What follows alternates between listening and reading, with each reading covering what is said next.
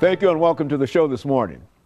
The topic this morning is the Tennessee Board of Regents 2009, and we're fortunate to have with us the Chancellor of the Tennessee Board of Regents, Dr. Charles Manning. And of course, Dr. Manning, let me welcome you to the show this morning. And to tell you how delighted we are to have you here, because you've been with us before, and there might be some members of our audience who might not remember your profile and the kind of information that you gave us the last time. Sure. And so let's give them an opportunity to know you by having you to talk about your background, your education, and some of the things that eventually led you to the chancellorship of the Tennessee Board of Regents. Well, I'll start with when I was born. I was actually born pretty close to here in Danville, Kentucky. Very good. But I grew up in Maryland, outside of Washington, D.C., and have been, we could describe it as an itinerant educator, I suppose. I've been in Colorado and Missouri and Oklahoma and West Virginia and then here. And so sort of that variety of backgrounds is what caused me to get the job here. Okay, very good. Absolutely delighted to do it, and it's a wonderful system, the Board of Regents. And Tennessee has been fabulous, and usually it's not as cold as it is today. Let's talk about the Tennessee Board of Regents, because a lot of folks might they hear of the Board of Regents often, but they might not really have a real understanding exactly what they do at the Board of Regents. And the Board of Regents is the governance system as it's described. There are basically two higher education public governance systems: the University of Tennessee and Tennessee Board of Regents. And so I like to say we're sort of all of public higher education that's not orange. Okay, very good. And so it includes technology centers where degrees aren't given. There's one here in Nashville on White Bridge Road. And they do things like airplane mechanics and development, to truck driving, to non-degree kind of, but still preparation for jobs that do very well and they earn lots of money. Then the community colleges, and there are 13 of those, and the Nashville State Technical Community College, again, is on White Bridge Road. That's here locally, and Ball State is another one close by.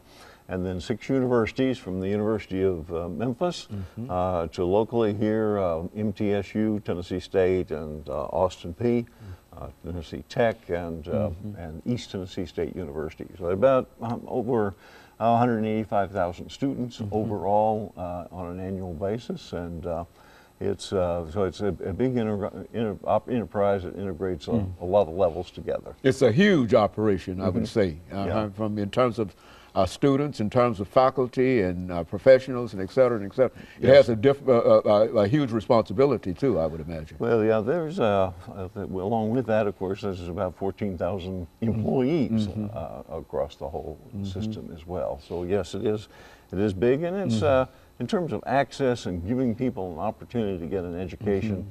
It's the principal state entity to carry that out and do that. So we're really trying to, one of our main missions, we think, is Tennessee needs more people with a high level of education for economic development purposes, and that's one of our main jobs, is to try to make that happen. So that's one of the major goals in terms of disseminating knowledge and information to the citizens of the state of Tennessee in reference to what you're doing. And not only get them in, but get them through with a degree. Now, are we very, very successful in doing that this year compared to how we have been able to operate? Well, you know, it's kind of interesting that the worse the economy, the more people want to go to school. And so if you measure us by people being interested in going, yes, the enrollment is picking up because the economy is in trouble. So when people are worried about their jobs or have lost their jobs, they tend to go back to school. And so that's we're in a real sense benefiting from that. Well, in some degree, are we not? And at the same time, when we look at the general economic situation in the state of Tennessee, we're not doing as well. Now, how does that impact you? I mean, that has. We have we're one of those that have more clients coming in, and since we're subsidized by the state for universities about 50-50, we have state money diminishing while demand's increasing, it definitely poses some challenges to try to put those two things together. But our mission is reaching more people, getting them through, and we're not giving that up no matter what happens in the, Very in the good. state. And of course, let us take this first commercial break, Sure.